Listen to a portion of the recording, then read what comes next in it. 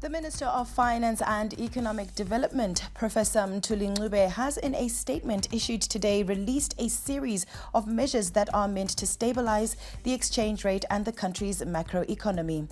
ZTN correspondent Eben Mabunda joins us to give us a rundown. Now, Eben, may you take us through the highlights of the Treasury pronouncements? Well, good evening, Marisa.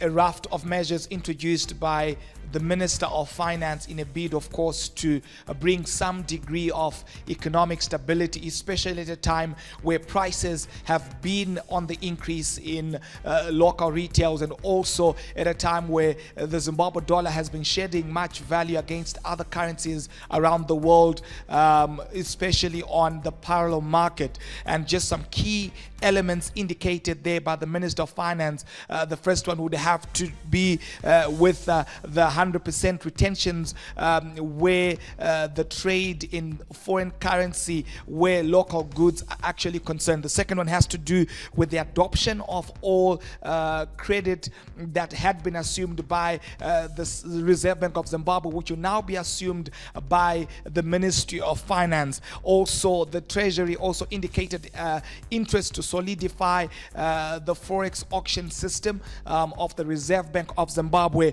The minister also indicated that there will be the lifting of restrictions on the importation of basic commodities, which of course would be a boon for citizens across Zimbabwe. They also indicated and gave a hint in terms of the review of the interest rates, and expectations are that we could be hearing from the central bank anytime soon. And of course, he alluded to the element of the promotion of the domestic currency, and lastly the element to do with the pleasure with the uptake in terms of the gold, the digital coins that were actually introduced about a fortnight ago. So all of these measures meant, of course, to bring some element of stability to the Zimbabwean economy.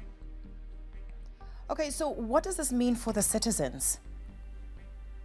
Of course, as I just indicated now, that for the citizens, this would bring some element of relief, particularly the fourth point, which articulates the fact that all duties and taxes with regards to the importation of basic commodities into Zimbabwe have been lifted by Treasury. So what this is expected to do is that this is expected to provide competition to local goods that had been priced highly, of course, given the high inflation and of course the depreciation of the Zimbabwe dollar. So this would spell some element of positives for the consumers who had been bewailing the price increases that had plagued the local retails. And so that's that element there that consumers and citizens can actually look forward to in the days to come, and perhaps within the next fortnight we could expect some degree of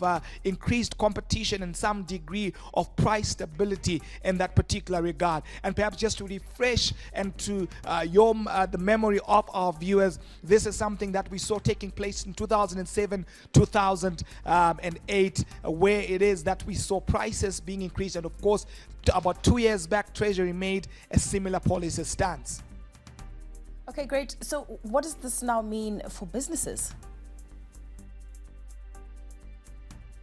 Well, for business, the Minister of Finance, they articulated that there will be 100% retentions where foreign currency denominated transactions that are concerned within the context of the Zimbabwe dollar, or should I say within the context of the Zimbabwean economy. What this does is that this is actually meant to promote the trade in terms of foreign currency within the Zimbabwean economy, and to have more foreign currency flowing within the formal channels.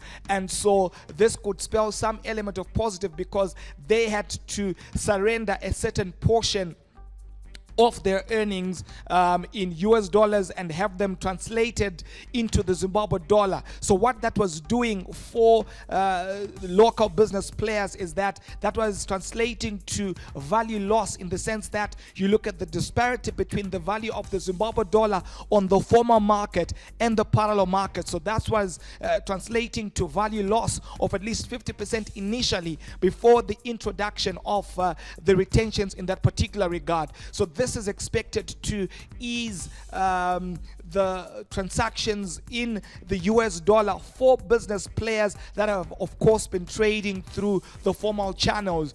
But of course, for the informal traders, this remains to be business as usual, with maybe some could actually be fished and hooked onto the formal channels. But of course, it remains to be seen what that means for the informal traders.